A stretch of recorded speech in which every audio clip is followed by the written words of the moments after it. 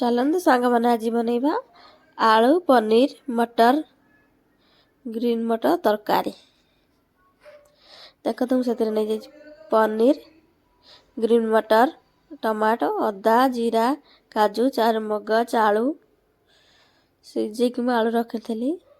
କଡ଼େଇ ବସେଇକି ମୁଁ କାଜୁ ଚାରୁମଗଜ ରଖିଛି, ମୁଁ ତାକୁ ଟିକେ ତେଲରେ ଭାଜି ନେବି।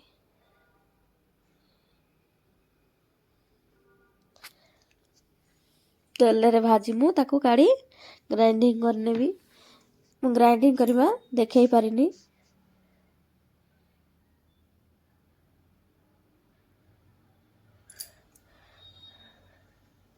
ହେଲେ ଭାଜିବାରେ ମୁଁ ଦେଖେଇ ଦେଇଛି, କିନ୍ତୁ ଗ୍ରାଇଣ୍ଡିଙ୍ଗ କରିବା ଦେଖେଇ ପାରିନି।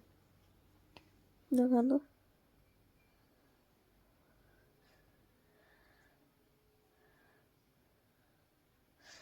ମୁଁ ସେଇ ତେଲ ଯେଉଁ ଥିଲା ସେଥିରେ ପନିର ଭାଜି ନେଲି।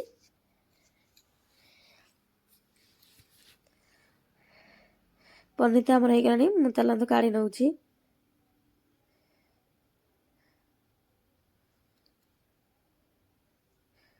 ଯେଉଁ ସିଝା ଆଳୁ ରଖିଥିଲି ମୁଁ ତାକୁ ଟିକେ ତେଲରେ ଭାଜି ନେବି।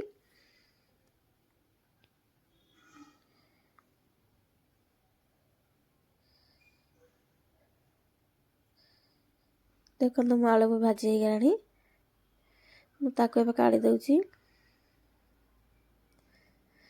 ଦେଖନ୍ତୁ ମୁଁ ସେ କଡ଼େଇରେ ଆଉ ଟିକେ ତେଲ ଦେଇଦେବି।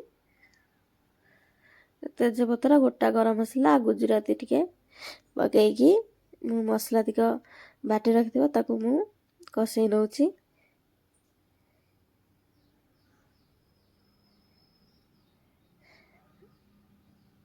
ମସଲା ତାପରେ ଟିକେ କଷି ହେଇଗଲାଣି, ମୁଁ ସେଥିରେ ଟିକେ ଲଙ୍କାଗୁଣ୍ଡ, ହଳଦୀ ଗୁଣ୍ଡ, କାଶ୍ମୀରୀ ଲଙ୍କା, ଡାଲଚିନି ଗୁଣ୍ଡ ମୁଁ ଟିକେ ପକେଇ କଷି ନେଉଛି।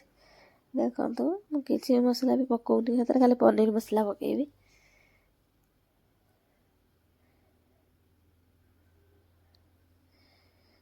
ମସଲା ଆମର କଷି ହେଇଗଲାଣି, ସେଥିରେ ଟିକେ ଲୁଣ ପକେଇ ନେଉଛି। ଦେଖନ୍ତୁ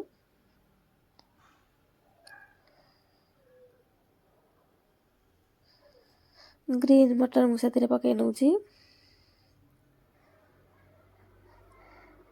ଦେଖନ୍ତୁ ଗ୍ରୀନ୍ ମଟର ମୁଁ ସେଥିରେ ଭାଜି ସାରିଲାଣି। ପନିର ମସଲା ପକେଇ ନେଉଛି। ଆଳୁ ପନିର ଯେଉଁ ମୁଁ ଭାଜି ରଖିଥିଲି ତାକୁ ବି ପକେଇକି ମୁଁ ସେଥିରେ କଷି ନେବି। ଦେଖନ୍ତୁ ଆମର ଗ୍ରୀନ୍ ମଟର ଆଳୁ ପନିର କଷାଟା କେତେ ସୁନ୍ଦର ବି ଦେଖାଯାଉଛି। ମୁଁ ଅଳ୍ପ ପାଣି ଦେଇ ତାକୁ କଷି ନେବି। ବସେଇ ଦେଲି। ଦେଖନ୍ତୁ ତରକାରୀ ତ ଆମର ହେଇ ଆସିଲାଣି। ସେଥିରେ ଦେଖନ୍ତୁ ମୁଁ ଟିକେ କସ୍ତୁରୀ ମେଥି ଆଡ଼ କରିଦେଉଛି। ତାପରେ ଧନିଆ ପତ୍ର ମୁଁ ପକାଇ ନେଉଛି।